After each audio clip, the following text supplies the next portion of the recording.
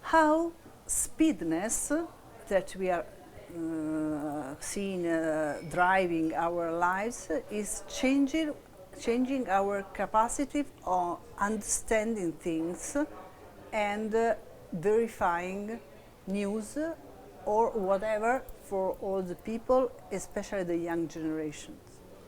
Let's start with the kids, right? A lot of them are using ChatGPT or any of these large language models to write drafts of letters.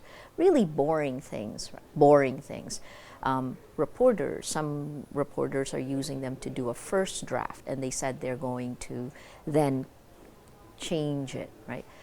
I disagree with this because writing those boring letters are actually how we learn to write, right? And if you get rid of learning how to write, how do you write well? So it's kind of like if you are a person who's going to run a marathon, it's like you're going to outsource to someone else like exercising and going on the treadmill so that you can be ready to run the marathon. So that's one of the things I worry about, that the process of thinking, writing, creation, which is connected to the boring, technical, doing it every day, is going to be lost, which means we will lose better writers, more creative writers, better journalists. That's the first. The second is for our younger generation, getting rid of the part where you work hard, where you struggle to write, gets rid of the reward of learning to write well. So what happens to this generation that has to look for meaning, that has to actually go through hard things if things are so easy? And then the quick answer to your question is the fact that it's so fast. Who said the world needs to move this fast? Why do we allow this fastness? Look, we have seen this over the last decade where technology companies have tested their products among real people in real time. It is the least regulated industry around the world, right?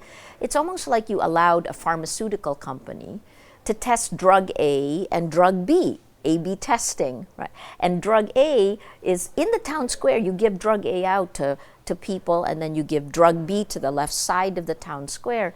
Oh, the people using drug A died. So sorry. There's no accountability.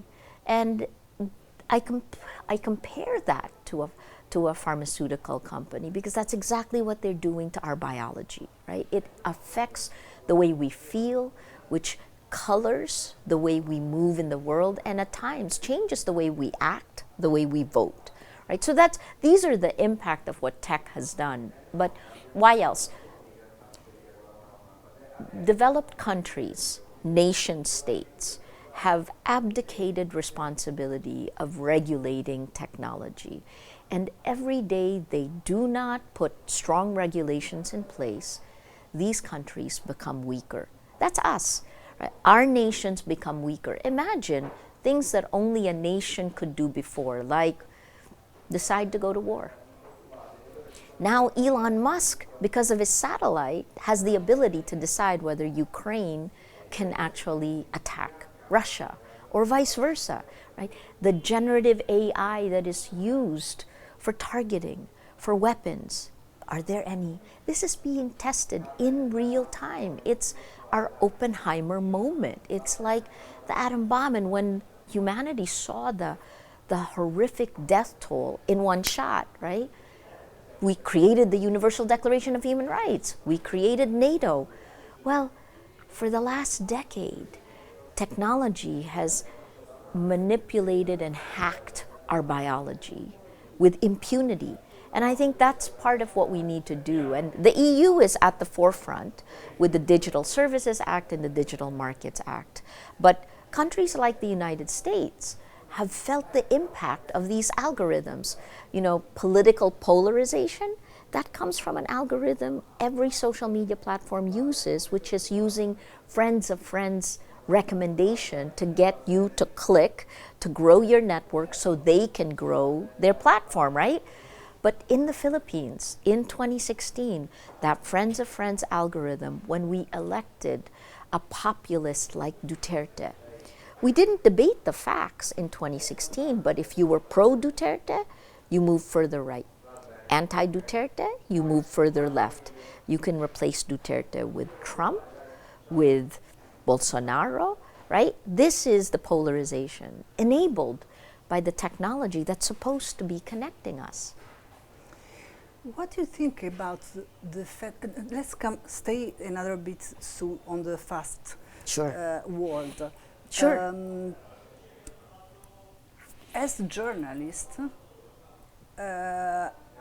do we really have the way to verify news in this speedness? And how do you see our profession in the future? Because, for example, when you go to be a reporter from the war, you are not telling what you see, but you become, like a shaman who takes data, informations, content of people who are publishing online. Yeah.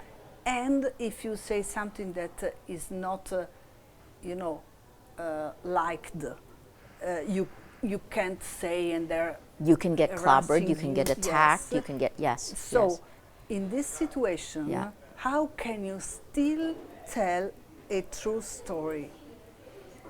It's a challenge. And I will say, I'll say three things. First, this speed is not natural, right? This speed is like trying to have a citizen drink water from a fire hose.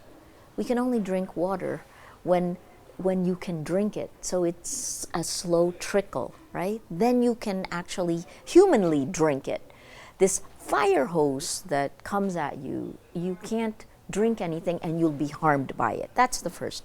The second, by flooding the public information ecosystem with lies, which is built into the design of the first generation AI, which is social media, right? It's built into the design that lies spread 6 times faster than really boring facts. That's an MIT study from 2018.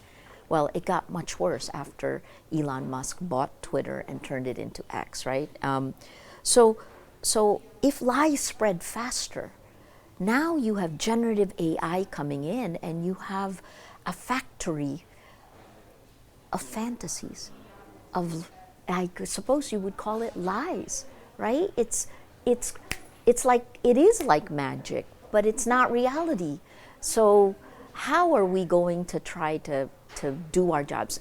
The third thing, which is critical to news, given what big tech is doing, and I'll go over them, I think digital news can die within a year or 2.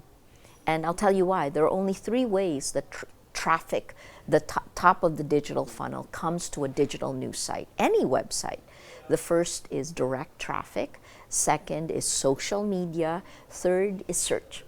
Social media, Meta, the world's largest distributor of news, in January 23 began to choke traffic to news sites all around the world. And you saw a drop of 50% to 90% traffic coming into websites globally. That's still happening, right? Meta decided they're not going to distribute news. So look at the countries that will have elections. They're not going to get news, but they're going to get propaganda. And that third thing, search. Google is using search generative experience in 125 different countries. This is generative AI built on top of search, right? So they say that you can opt out if you're a news website like Rappler, but if you opt out, you're going to disappear from search, right? And if you look at search today, because they've already eaten all of our data, because they've taken our data and ingested it into the large language models, when you type a question, it gives you the answer. In some countries, it doesn't add a link. In other countries, it adds the link, but if you already have it, you're not going to click through. So that means traffic, the top of the digital funnel, will die. That means we need to find new ways of collaboration in the news industry or news will die. People will get unverified propaganda, much more information that isn't anchored in reality. Because we've created a factory, generative AI now, both, I've had a deep fake done of my voice that sounds like me, right? So now you can have a factory of video, audio. You can make anyone say anything, do anything. The Pope was in a puffer jacket very early on, right? He never did that, but in Shaga, you know. But I think it's frightening. How do we survive? We have to survive, because if journalism... How? So we've prepared for this in Rappler, and I've given up on big tech. We decided to build a Matrix protocol chat app, right? The Matrix protocol, so let's look at this way. All of the big tech companies, the social media, the generative AI, they're all profit driven, right? So we've talked about stopping surveillance capitalism, surveillance for profit. That's a call Dmitry Muratov and I made 2 years ago. And it's been signed by 300 Nobel laureates and civil society groups, especially in Europe. So when we saw this happening, and this was 2 years ago, I decided to build deliberative tech. Deliberative tech means we may lose a lot of money. It means allowing people to think. So you asked me about speed, right? This social media is thinking fast. The two systems of thinking of a human being is thinking fast, thinking slow. Thinking fast is instinctive. It is anger, fear, hate. You stay scrolling. The attention economy, the outrage economy in the virtual world is to keep you scrolling. News isn't like that. Journalism is a thinking slow process that is directly connected to democracy, right? How can we work together, choose, find compromise in societies if we cannot hear each other, listen, talk in a way that doesn't punch? It isn't a gladiator's battle to the death. It's not the Colosseum, right? That's what deliberative technology is. So we connected it to our news app. We're building our community this way, and it's a federated system, right? Germany, France, they use the Matrix protocol because they care about data privacy. It is open source, it's end-to-end encrypted, it is desegregated. And like Mastodon, you can federate it. So your news site and my news site can actually put our communities in the Matrix protocol, and our communities, without us exchanging their data, they can talk to each other. We need to build a new vision of the internet that doesn't manipulate us for profit. I've interviewed Elizabeth Bro. Oh, sorry. We'll go back to Elizabeth Bro. Can I just tell you one wonderful thing today? Yes. So our senior reporter, we met the Pope today, Pope Francis, and our senior reporter, I asked for blessings, but our senior reporter talked to the Pope, and he asked for blessings for Rappler, and then he showed him the app, and the Pope blessed it. So I'm very happy that the Pope blessed it. Sorry, it's very important for us in the Philippines, you know, Asia's largest Roman Catholic nation. So what did you say to the Pope? What did he say to tell you? So Paterno was the one, Paterno Esmaquel.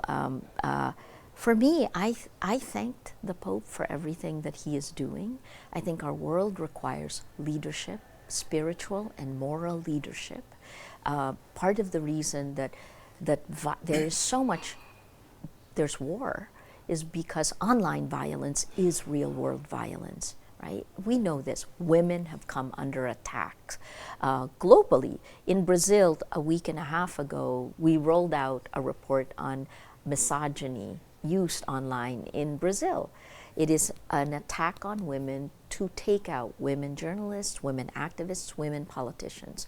More women politicians are leaving because of these online attacks. So that was the first.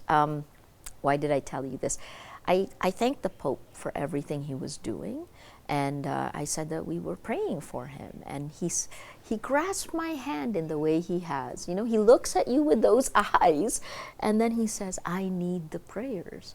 And then I said, "Please pray for us." My reporter asked him in Italian, because he speaks Italian. He thanked him for what he was doing and then asked him to pray for Rappler. He prayed for Rappler and he blessed the app. He showed him the app. So our app is blessed. Our app is blessed. Great. Sorry. You have photos of this? I believe Yes, so, and okay, so I we feel can build so this this. I mean, story. it may be crazy because we're a very small group in the Philippines. Right? We have 120 people, but we survived Duterte, and you know, I joke that we went from hell and now we're in purgatory, and I hope that things will get better. I'm not ready to give up, and I'm not ready to keep getting pummeled by the technology. So we're gonna try. Let's talk about globalization Sure. and deglobalization. Sure. I've interviewed Elizabeth Brough, Okay. the journalist who wrote the book about deglobalization. But I think that there are two levels. There is an economic and political deglobalization, but with the large language models, Yes. we are globalizing Yes. for the first time in the history of humanity Yes. memories and language. So how these two plans can match together, because they're going ahead at the same time. What do you mean exactly by deglobalization? They mean the fact that we are splitting the world world. in pieces. North, south, yeah. North, South, China and Yes, US. yes. Also the data, they are trying to Got it. to cut the Yes, internet. yes. And we have some alliance that made Saudi Arabia become the heart of diplomacy. And they air in the first evening of TV programs on diplomacy while we air entertainment. Yes. So this is a change that we have seen in the last year. How could it happen? We don't know. Yes, It's been yes. very fast. Yes. But these two levels of globalization from an economic and also, you know, the, how you say, DATSI, the taxes they put on electric cars, China Yes. electric cars. Yes. Also, we are going to do this. It's a Oh. economic deglobalization. But then we have the globalization of the memory, of the history, of the language. So it's a totally, you know, connected No, I agree. world. Yeah. So how these two plans match together? So let me make 2 points for what you said. The first is, you know, the Philippines knows this very well because in May 2022, we elected the son, the namesake and only son of our former dictator who was ousted in a people power revolt in 1986. So Ferdinand Marcos, who stayed in power, the father, for almost 21 years, is kicked out in a people power revolt, ousted. And 38 years later, his only son and namesake is elected overwhelmingly. This is the Milan Kundera quote. The struggle of man against power is the struggle of memory against forgetting.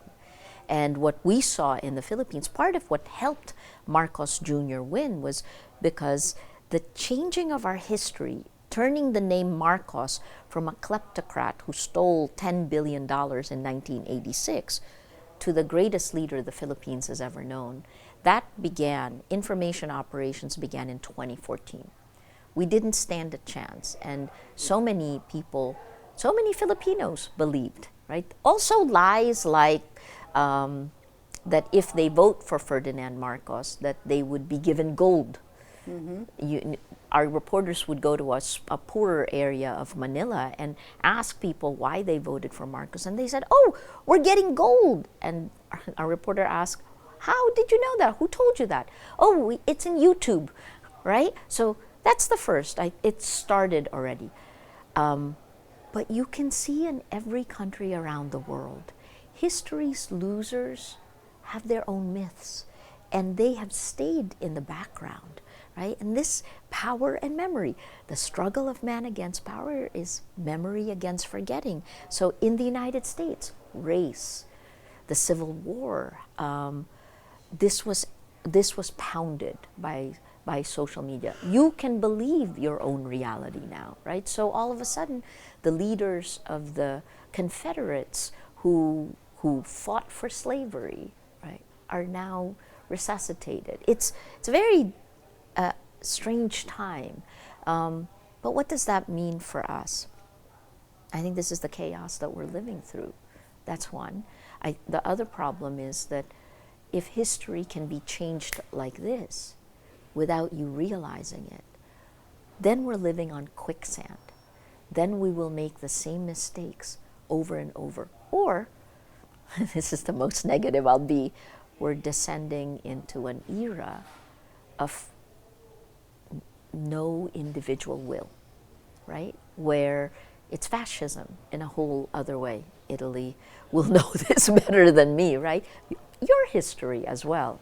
But look at all the different leaders in different parts of the world who are being elected, re-elected. It's a back to the future moment.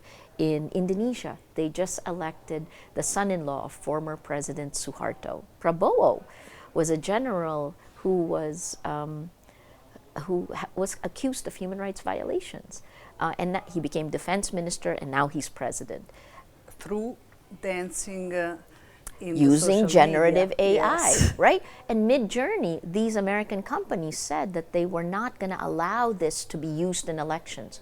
Oh, they missed it, right? It feels to me that there is absolutely no accountability.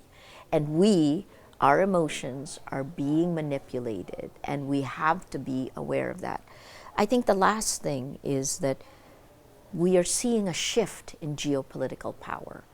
And that shift began with information warfare, information operations at the cellular level of democracies. This is propaganda, right? So starting in 2016, for example, in the United States, they've said this, they've released the data. 126 million Americans were touched by the IRA or the GRU on information operations. The data was released. Nothing has been done. That's been absolute impunity. In the Philippines, we tracked our own information operations that were targeting Rappler, that were targeting me. And it's ironic because it comes bottom up. They see the meta-narrative. For me, it was journalistic equals criminal. So that happened in 2016. In 2017, the legal cases began. In 2019, I was arrested. Who would have thought? I thought it was insane that I could be arrested, but that's how quickly the world turns upside down. Russia, in 2014, seeded the meta-narrative that it used to annex Crimea. And that was the same meta-narrative it used to invade Ukraine itself in 2022. Our world is being turned upside down, and our memory forgets. So, oh my God, what a bleak thing to say, right? There need to be legislation, boundaries put on the technology, because our biology, our humanity will not stand a chance. The reason I'm in Rome right now is because Pope Francis called Nobel Peace Laureates in to try to remind the world of our humanity, right? This is, what have I seen in our data on social media? What have I felt when I've come under attack? The worst of human nature, the worst of humanity. The design of social media uses our fear, our anger. It weaponizes our hate. It cites hate, us against them, right? Tribalism, that's in the design. And what does that mean? That means that your ability to trust to lower your shields. All of that goes away, the generosity of strangers, the empathy that you will feel. It's almost like, I say this all the time, but you know, when I was growing up, there was a cartoon where you're a person and you have to make a really tough decision, and there's an angel on one shoulder and a devil on the other. And the devil is telling you, do it, do it, do it, do it, do it, because you want to do it, because you know it's going to bring you rewards. But the angel is saying, no, don't do it.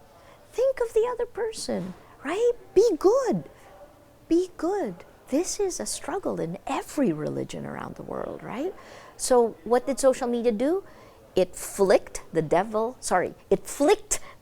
angel off your shoulder and then made the devil grow 10 stories tall and gave it a megaphone into your nervous system. There is good in humanity. We forget it. The technology weaponizes the worst of who we are. And if we don't put laws in place, if we don't alert the public about how we're being manipulated, we will lose. Not just, I talk about losing journalism, I talk about losing democracy, but we will lose our humanity.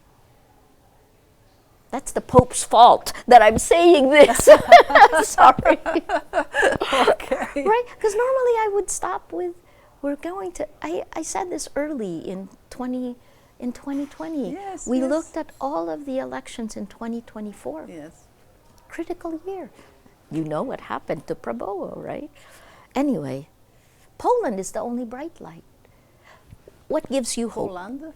Well, Poland, because you would have expected their government to win, but because they passed an abortion law, the women and youth came out, and that's the only bright, Poland and Taiwan, but we knew Taiwan would be good because yes. they've been so vigilant, yes. right?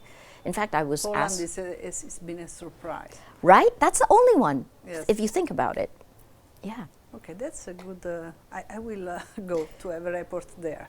Ok, perfetto. Facciamo le tue domande in Sì. questo campo?